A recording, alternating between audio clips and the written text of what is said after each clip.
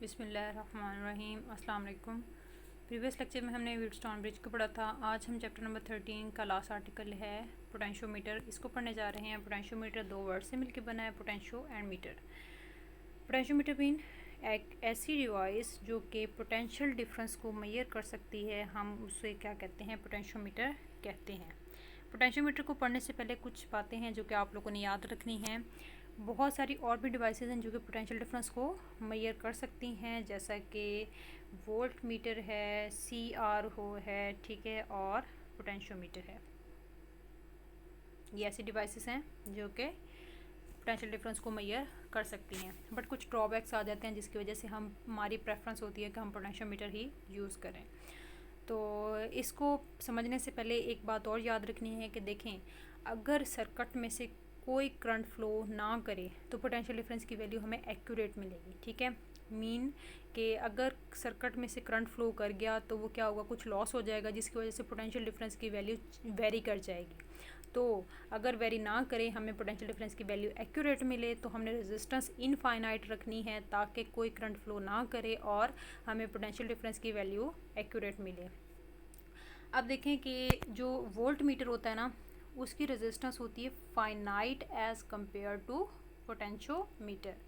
तो अगर रेजिस्टेंस इसकी फाइनाइट है तो ये कुछ अमाउंट ऑफ करंट को ड्रॉ करेगा, यानी कि कुछ करंट को ये पास करने देगा।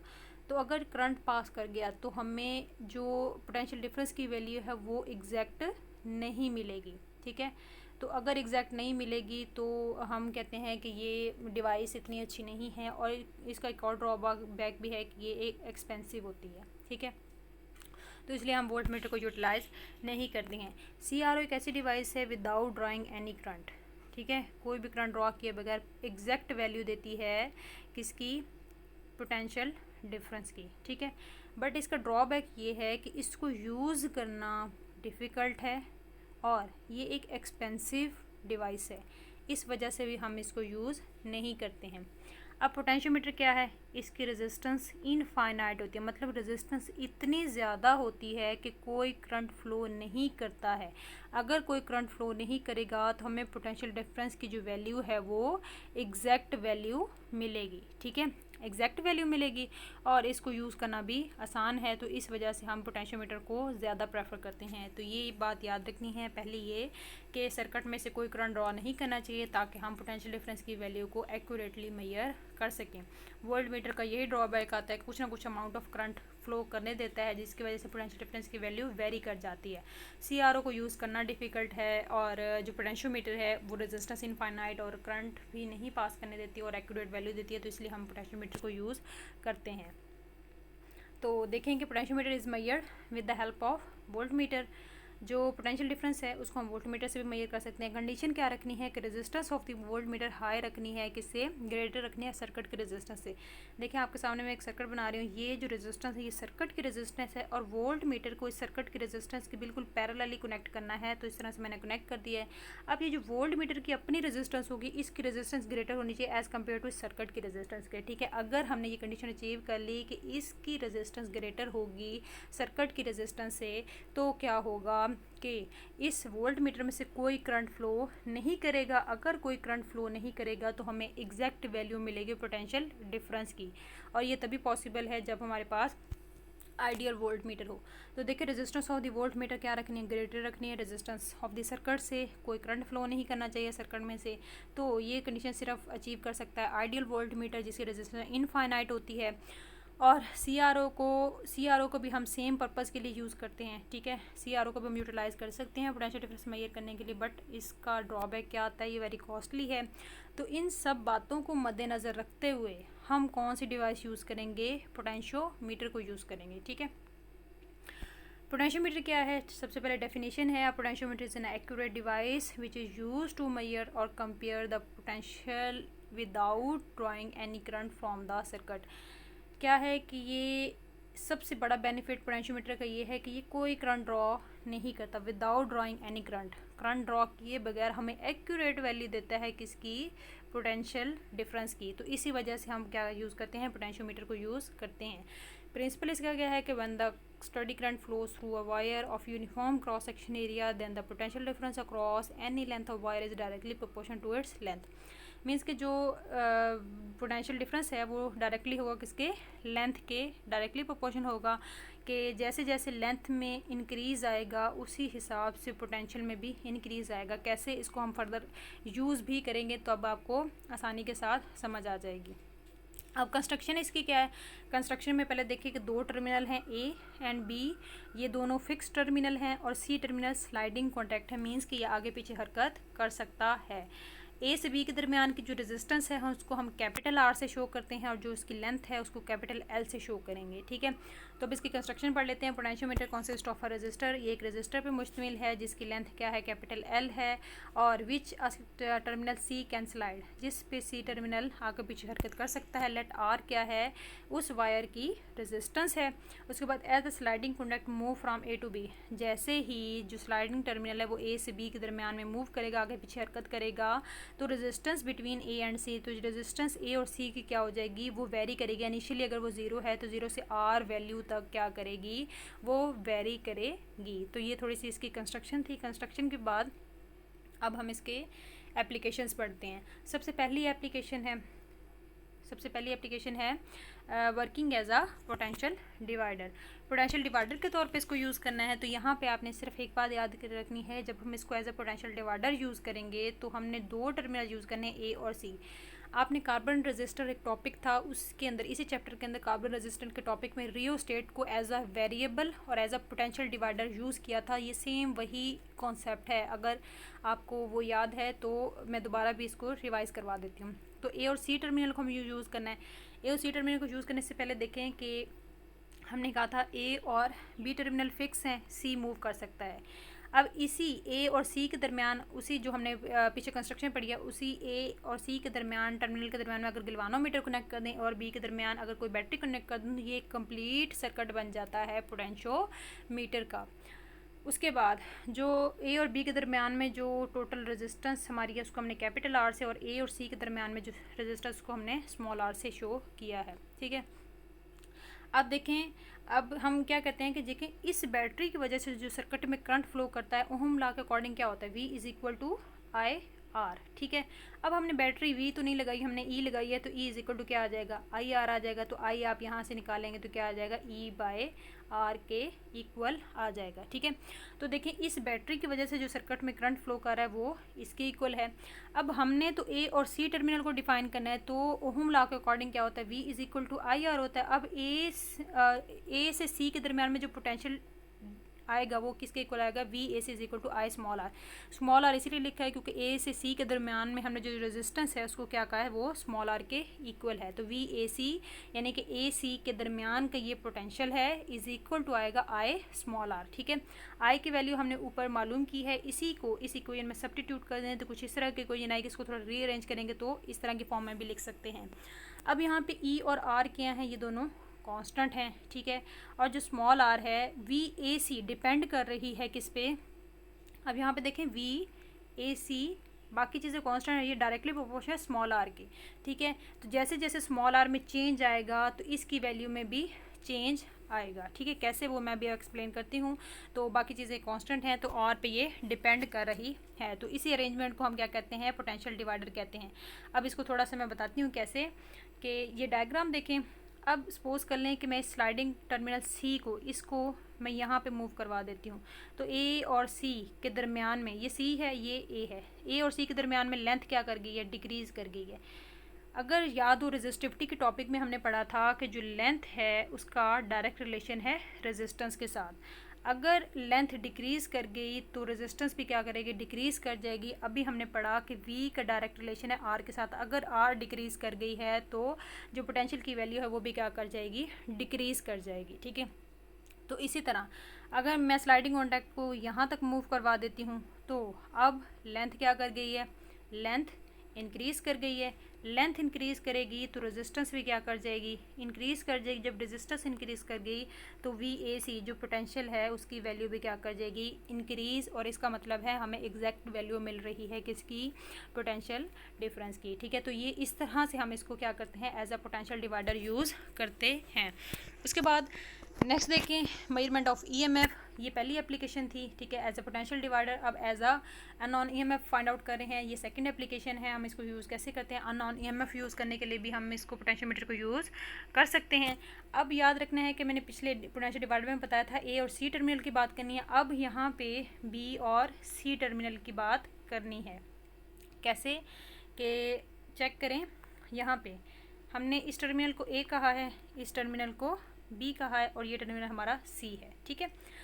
अब होगा क्या, अगर ये बी की तरफ सी मूव करेगा तो लेंथ क्या कर रही है, डिक्रीज। लेंथ डिक्रीज करेगी तो रेजिस्टेंस भी क्या कर जाएगी, डिक्रीज। तो वी की वैल्यू भी क्या कर जाएगी, डिक्रीज। अगर इससे ये अवे मूव करेगी, ठीक है, बी टर्मिनल से अवे मूव करेगी तो लेंथ क्या कर जाएगी, इंक्रीज। रेजिस्टेंस भी क्या कर जाएगी, इंक्रीज। और वी की वैल्यू भी क्या कर जाएगी, इंक्रीज कर जाएगी, ठीक है। अब यहाँ पे हमें कैसे पता चले हम अननोन ईएमएफ, अब देखें कि उसी ये हमें नॉन है, मतलब हमें ये ईएमएफ पता है। अननोन ईएमएफ जिसको हमने फाइंड करना है उसको हमने रखना कहाँ पे है, सी और ए टर्मिनल के दरम्यान में जहाँ पे गैल्वानोमीटर लगा हुआ है उसी के साथ अननोन ईएमएफ को अटैच कर दें, तो इस तरह से हम इसको फाइंड आउट कर सकते हैं।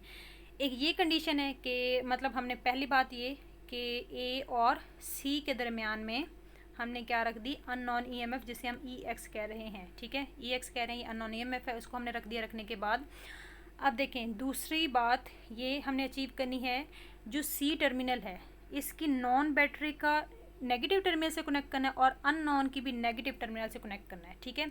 सी टर्मिनल की बैटरी को कुछ इस तरह से अरेंज करना है कि जो नॉन बैटरी है उसका भी नेगेटिव टर्मिनल हो और जो अननोन है उसका भी नेगेटिव टर्मिनल हो। इसी तरह जो ए होगा उसका नॉन बैटरी का पॉजिटिव टर्मिनल होना चाहिए और अननोन का पॉजिटिव टर्मिनल होना चाहिए। अगर ये हमने कंडीशन अचीव कर ली, सेकेंड कंडीशन भी हमने अचीव कर ली, तो क्या होगा कि कोई करंट फ्लो नहीं करेगा, जिसकी वजह से हम एक्यूरेट वैल्यू मेजर कर सकते हैं किसकी, पोटेंशियल डिफरेंस की।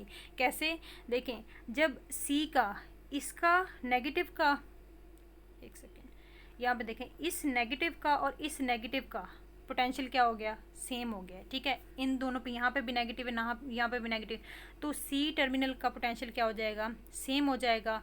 सी का जो पोटेंशियल होगा वही पोटेंशियल इस टर्मिनल पे भी होगा, ठीक है। एक सेकेंड, यहाँ पे देखिए ये सी टर्मिनल है, जो इस पे पोटेंशियल होगा इस बैटरी की वजह से वही इस पे पोटेंशियल हो जाएगा इस बैटरी की वजह से। इस टर्मिनल का और इस टर्मिनल का पोटेंशियल सेम हो जाएगा। यहाँ से ए टर्मिनल का और इधर से पॉजिटिव टर्मिनल का क्या हो जाएगा, पोटेंशियल सेम हो जाएगा।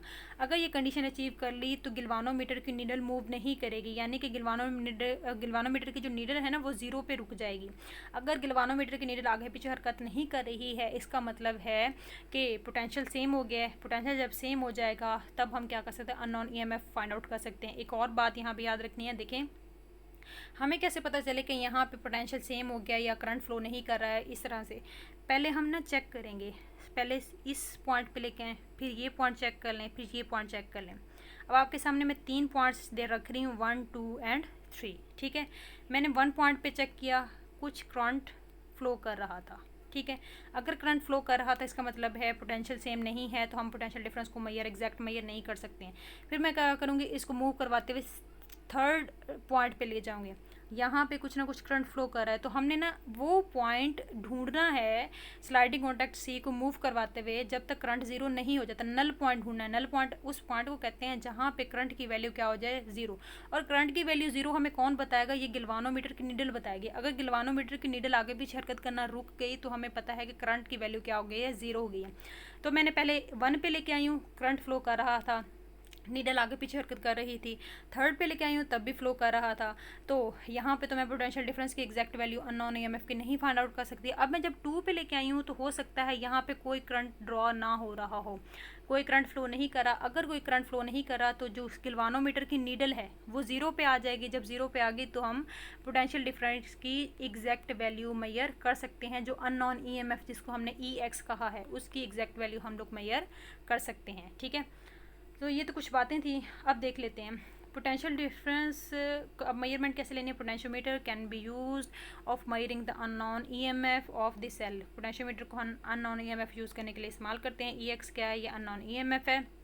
व्हेन द टर्मिनल सी अब यहाँ पे याद रखना है बी और सी के दरमियान की बात करनी है, C and the negative terminal of E x.